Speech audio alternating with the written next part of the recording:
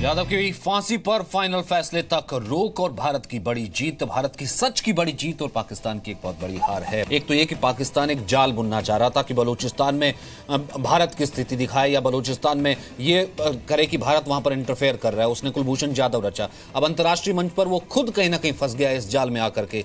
क्या इतनी वो यूं कहें कि हिमाकत रखता है कि वो अफोर्ड कर सके अंतर्राष्ट्रीय मंच के, अंतर्राष्ट्रीय कोर्ट के इस डिसीजन से उलट जाने की? देखिए, पाकिस्तानी फौज से कुछ भी अच्छे की आशा करना तो मुझे लगता है कि ज़्यादा देर के लिए नहीं करनी चाहिए।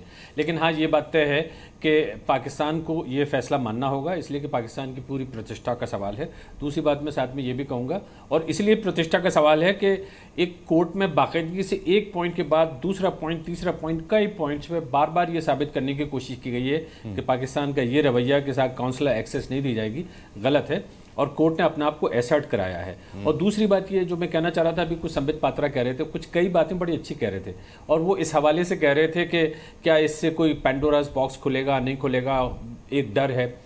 मैं बहुत कम उनसे सहमत होता हूं। बहुत बार मुझे अच्छा लगा कि आज मैं सहमत होना चाहता हूं उनसे कि ये इतना डर नहीं होना चाहिए। 21वीं सदी में ये आत्मविश्वास से भरा हुआ भारत है, देश है। अगर फर्ज कीजिए कि 4 लोग आपसे कह भी देते हैं कि हाँ साहब बात करिए, ना करिए, तो भारत की सेहत पे क्या उससे असर पड़ता है? ये 70 साल से एक विदेश नीति को हम डर के सहम के अपनाए हुए हैं कि ऐसा ना हो कि कोई दूसरा देश हस्तक्षेप कर देगा।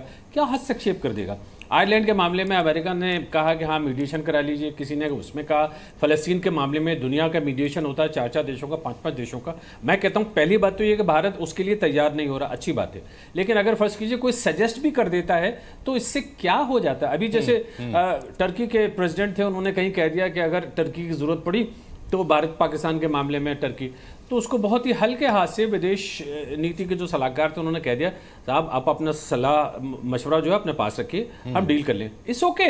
मैं कहता हूँ ये एक कॉन्फिडेंट देश की अलामत है, ये एक प्रतीक है। तो एक तो ये बात मैं बिल्कुल सहमत हूँ कि भारत को जाना चाहिए था। उसके एक नागरिक का सवाल है, वो भले ही वो नागरिक उसके फौज में रहा हो, या हो सकता है अगर हम पल भर के लिए मान भी लें कि उसकी सेवा बराबर एक लॉयल एक सेवक के रूप में करता रहा हो। ये हर हालत में भारत को दिखाना था, साबित करना था अपने देश के सामने भी और बाहर के लोगों को। दूसरी बात ये कि पाकिस्तान वाकई एक्सपोज हुआ है पिछले 1 साल में। बार बार वो जो सारी चीजें कह रहे थे कि साहब ये ऐसा है, हमने उसको वहां से पकड़ा और इस पर एक्सेस नहीं है, लेकिन ये कि कोर्ट में आज हरीश साल्वे के आर्गूमेंट्स के बाद ये बिल्कुल साबित हो गया कि पाकिस्तान का डिफेंस जो है वो बिल्कुल रेत के किले की तरह था जो कि ढर बना के एकदम से नीचे गिर गया।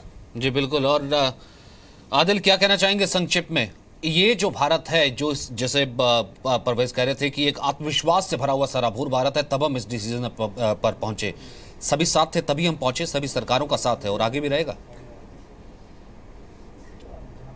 बिल्कुल बिल्कुल भाई साहब, और हम भाजपा और भारत सरकार को यह आश्वासन देते हैं कि कुलभूषण जाधव के मुद्दे पे हम उनके साथ चट्टान की तरह खड़े हैं और पूरा समर्थन देते हैं। और हमारी उम्मीद है कि भारत सरकार हर मेजर और हर नेसेसरी एक्शन लेगी जिससे कुलभूषण जाधव साहब को जल्द से जल्द हिंदुस्तान लेके आया जाए। एक और बात पे मैं थोड़ा सा आदिल, मेरे पास वक्त इतना ही है, काश मैं आपको वक्त दे पाता, लेकिन मैं इसी पॉजिटिव नोट के साथ आपने जो बात कही है बहुत अच्छा लगा सुन के। बहुत बहुत शुक्रिया आपका इस बातचीत के लिए। और आज सच में जीत हुई है और कुलभूषण जाधव के परिवार वालों के लिए ये सच में एक बहुत बड़ी बात है।